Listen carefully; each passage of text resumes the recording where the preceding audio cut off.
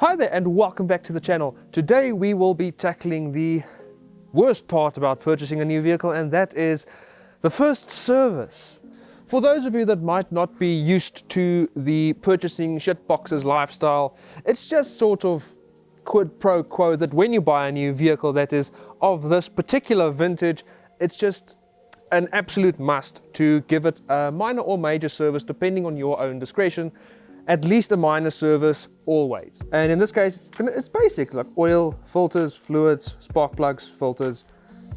Not much about it, but the service isn't the problem, it's what's around the service that could be the problem. Because you see, the first service is your first time getting up close and personal, getting intimate with your new vehicle. And that means that you find out everything that is wrong with it. You might find that it leaks oil, you might find that it leaks coolant, you might find some snipped wires, some worn out tie rod ends. Hell, you might even find that a a connecting rod has forcefully ejected itself out of the engine block. Who knows? It's like a lucky packet, but very expensive. And if you're currently asking why a service should be the first thing you do to your new car, I'll gladly tell you.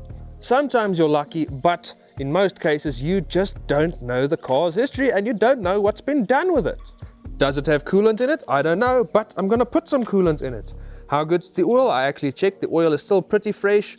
Previous owner told me it was serviced in December, but I don't know which oil, so I'm gonna put in some oil that I trust. I've got a fresh fuel filter that I know has never seen some accidental diesel. Got some fresh spark plugs that I know are new and gapped correctly, not with a saw blade. If you find yourself guilty of such a transgression, you know who you are and you should be ashamed.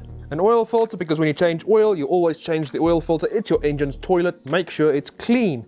And then last but not least, a freshy air filter that I know has never gotten wet. Because even if your paper filter looks fresh, it might have gotten wet. And once these paper filters get wet, they sort of clog up and never work correctly ever again, no matter what. In short, the first service is really just insurance. It's peace of mind. It's knowing that you've turned over a blank page and anything that happens now at least won't be too big of a surprise. First things first, pop the bonnet, strap on, open the oil cap so that the oil can, gosh, this thing's on there, isn't it? Open the oil cap so that the oil can drain out faster. Just leave it resting there so that the air can go through it. Retrieve an oil collection receptacle and get it in position. Make sure your socket is set up to turn the correct way, because you can never remember which way is which. And then this part's self-explanatory, drain the oil. Why is everything so tight on this thing? What the hell? Clearly, the person that serviced this thing last was not in the best of mood. Why is the drain plug torqued so tightly? After retrieving a bigger ratchet, because the oil drain plug has been over tightened, try again. There you go. Now the question is, am I gonna get my hand full of oil? Or am I gonna be smooth about this? It's like defusing a bomb. And now, not quite quick enough today. Now don't remove the oil filter just yet. You want to wait for all of the oil to drain out first, especially in the case of these 4 wires, because the oil filter, you can't see it from this angle, but it's right here, I'm touching it, and it's upside down. So you really want it to drain all the way so that once you remove that, it won't puke oil all over what seems to be absolutely everything. And you're not necessarily waiting for the oil, but while you let the oil chill, you do the other things. Fuel filter, spark plugs. I know people keep saying that these engines, oh no, they're so simple. Oh, there's like nothing to them. This thing has more vacuum lines, more hoses, and more intricate wiring than the 1UZ does in my single cab. It has no business being as complicated as it is. It's important to take note of the fact that fuel filters are of course directional. There's a little, what's the word, man? Arrow. That's the word. Now it's important to remember that fuel filters are directional. If you can see it on camera, there is a little arrow indicating the direction of flow that the fuel needs to take. So the feed needs to come in here, and then from here it'll go to the carburetor.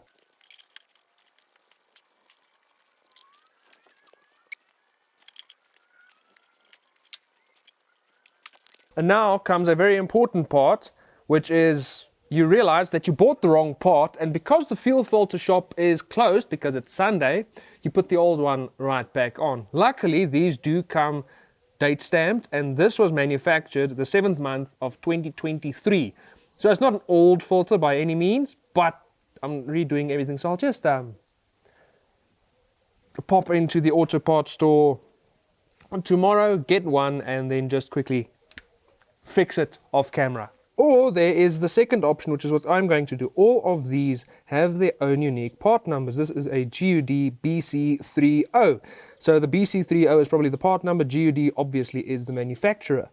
So next time, instead of walking into the auto parts store and being like, "Hi, fuel filter please," and then being handed a generic one, I'll go up to the counter, ask the salesperson, "Hi, can I get a BC30 fuel filter for my 2.24Y Hilux?" He'll go clickety click on his computer, vanish into the back, and then reappear with the correct part for me. With that being said, on to the next, which is going to be the air filter.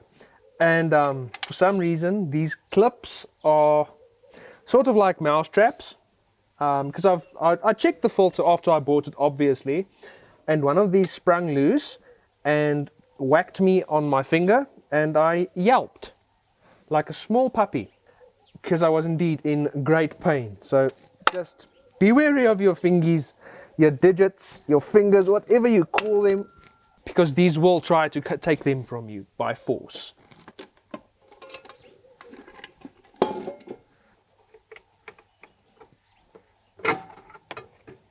As you can see, this one is still relatively fresh. Does it have a date on it? 2021, so it's not new, but it's definitely not been ruined yet. New one. Slide that on in there. The new washer, wing nut. On these 4Ys, you've got a little alignment notch up there that does absolutely nothing but tell you that this front part is on in the correct way, because that is a little one-way valve for if water were to come in here, that can open up and the water can escape.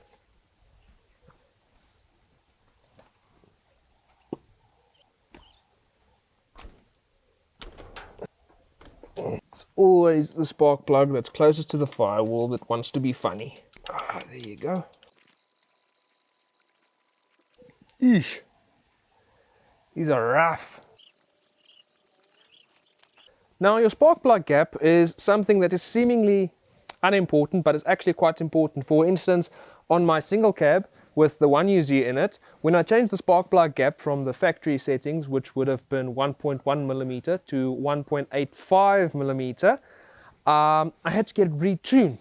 And these spark plugs are gapped to 0.7 millimeter, which is too small for this engine. Now, your spark plug gap will be specified in the owner's manual.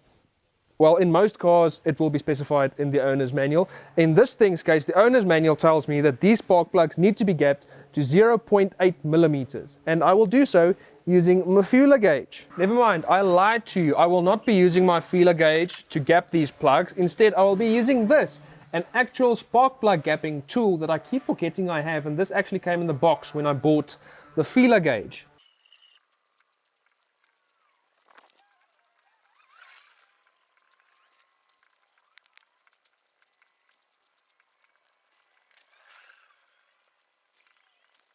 Just keep in mind, if you're doing this for the first time, spark plugs have little crush washers that help seal your actual combustion chamber. So you're not supposed to tighten them a lot, but you sort of have to feel when the crush washer crushes, and you'll feel it start to tighten. Then just keep on going a little bit more.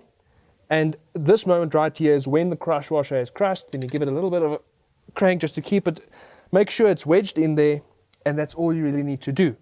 If you don't tighten it enough, the crush washer will not seat. If you tighten it too much, you're going to have a bad time removing them next time. Or you might end up stripping the threads, or breaking your spark plug, which both are very, very bad. And now at long last, we get to remove the oil filter, which is just as the rest of the stuff on too tight. So let me go retrieve my tool. Come on. There you go. Ugh. Why is this so tight? Ooh.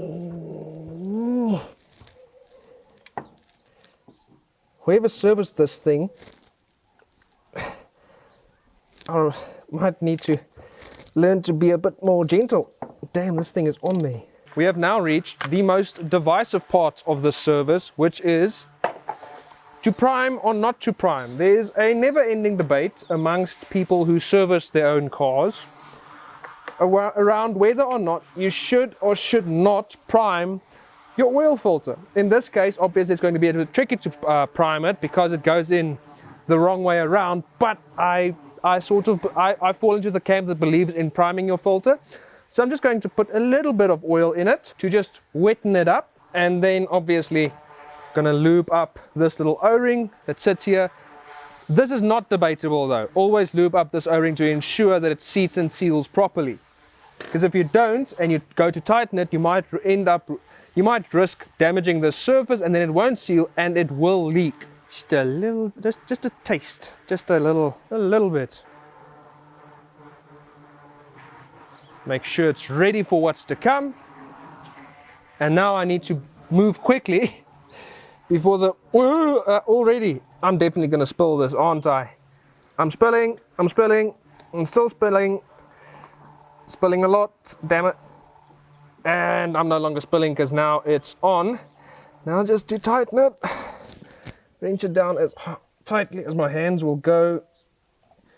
And there you go, oil filter. Very, very, very important before installing the new oil is making sure that your drain plug is back on, because you don't want to get halfway through pouring, let's face it, quite expensive oil into the engine just for it all to come pissing back out again. As I pour the fresh oil in, let's talk about it. So when it comes to choosing which oil you use in your engine, usually you'll just be told by a mechanic or a workshop manual or a service manual or owner's manual which to use. But as in the case with these, I've got a very smart workshop manual called a Haynes manual, and it actually gives you a little chart that tells you which oil to use depending on the climate. So technically you're supposed to use different grades of oil depending on whether or not it's hot or cold. So basically you'll have in the end winter oil and summer oil. When it comes to summer, when it's heating up in the South African climate, the graph told me to either use 15W40, 10W40, 10W50 or 20W50. 20W50 is a bit too viscous, but you try finding 10W50. And as for oil capacity, the workshop manual says 4 liters. Let's see how successful I'm going to be without using a funnel. No! Already catastrophe has struck. I should have just spent some more time searching for a funnel, hey?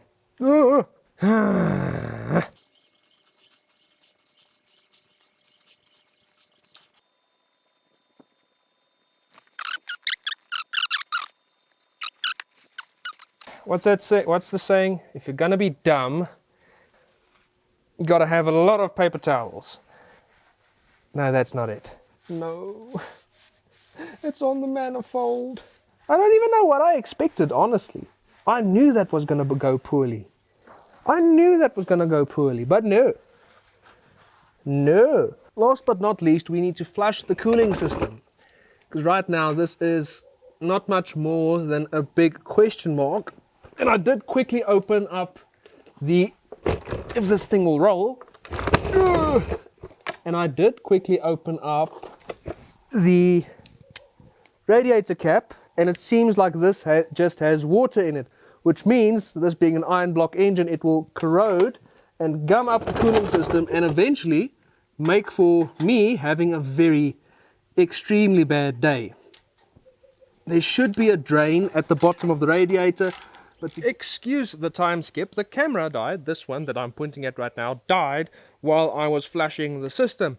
Basically all you do when you're flushing the system is you're pumping fresh water through the cooling system until the water starts running clear, because that is the water that came out of the radiator. And I do mean just water. Clearly this thing has never seen coolant in its entire life, or at least in a very long time. and I've already gone and filled it up as evidenced by the empty coolant bottles. And this, okay, it's gone down a little bit. That means bubbles have escaped. Now I just need to burp it. Now when you're burping your system, you're literally just getting all of the air bubbles out, because the air bubble will cause the airlock, will likely cause the thing to overheat. Usually an engine will have a bleed screw somewhere near the thermostat. In most cases you can just get away by finding your top radiator hose, which will be this one, and just pressing it down. All you need to know, all that really matters, is that the highest point in the coolant system is open and exposed. So by pressing this down and by burping it, I am now effectively making this the highest point, and the bubbles will be able to escape through there, because bubbles don't flow with the water, they rise and they stay wherever they find a high spot. Now to do this properly, you need to switch the car on and have it at idle so that the water pump is actually pumping fluid through the system. The reason you want the engine on is, if it's not on, all you're doing is filling up the radiator. You need the system to actually be pumping to circulate the fluid through the system, so you can know that everything is filled to the brim as it should be. So once I started this, the level went down, so I need to fill it back up again. Once that's brimmed, I can start burping. You can see how much air is actually escaping. Well, you probably can't see it, but I can see it very clearly. Lots and lots of bubbles.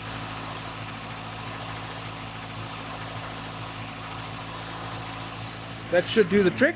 Just going to run some water down where I spilled the coolant, so I don't end up with a bunch of pink stains all over my radiator shroud.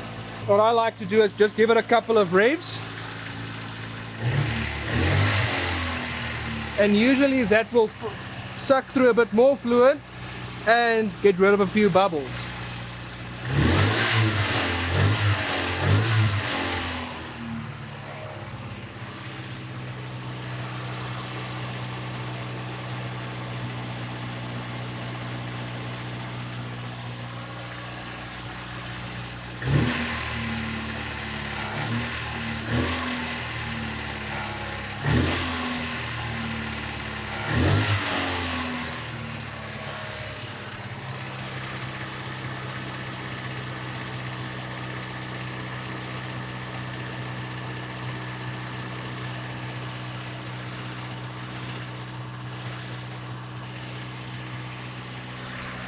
And now I should be good to close everything up. In case any of you were worried about the very high idle just now when I did that, these little Hiluxes have a idle control knob right there. So if I adjust that, it tensions the throttle cable and I blip it, and the revs go up a bit, and then I blip it again, and it will hold the revs where I've got that tightened to. If I tighten it a bit more and blip it again, now it's revving much, much higher. And then I just loosen it, and it goes back down. And now finally, after what has self-admittedly been way too long, I get to end the service, finish the service, conclude the service, whatever word you want to use for that, by installing a fresh new air freshener. Now, those of you who have been here for long know that I always use these little shoes and hang them from my mirrors, but I always use the red cherry shoes. For some reason I could not find a cherry shoe, so I had to compromise and use this little yellow vanilla one, because I don't buy them for the color, I buy them for the scent, and the strawberry ones smell like ass. Wang jangle that from there. I pop that over there, and that is this thing serviced. But now for the bad news. At the start of this video I mentioned that your first ever service on your new vehicle sucks because you tend to find everything that's wrong with it. And I did. The power steering box is leaking. That's a little bit drippy, it's a bit sweaty, so that's not good. And it seems as though the rear main seal on the engine also has a small leak. Other than that, there's not much wrong, but those are all things that really suck to fix. But now that it's been serviced, I can finally start modifying this thing. First thing's going to be removing that bull block, is when I took this thing 4x4ing at John Rock. By the way, video will be linked up here somewhere. Go watch that. It's a cool video, very fun trail. I bottomed out the winch box quite a few times and it hit quite hard. And I'm also removing that huge canopy in the back, as well as the 100-litre fuel tank and 40-litre water tank that are installed in the back of it.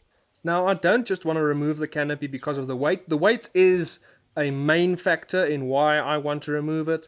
A big problem with these metal canopies is on these SFA Hiluxes. Your tailgate forms a structural part of your load bin. So once you remove that, you actually affect the structural integrity of your load bin quite negatively. And then you put 200 or 300 kilograms worth of canopy on top of that. And it actually happened on my single cab, because that also had a big heavy metal canopy on it when I bought it. It ripped the side of the load bin from the front portion of it, keeping it together. That had to be welded back together. Technically that won't be modification, it will be dismodification or unmodification. But once that's done, I can actually start with the proper real mods, which I'm going to keep a secret for now. Anyways, I hope you enjoyed the video. It was a bit of an uneventful one, admittedly, but I hope you enjoyed it. I hope to see you in the next video. Please leave a like, leave a comment, subscribe to the channel, turn on post notifications, and I will see you in the next video. Cheers.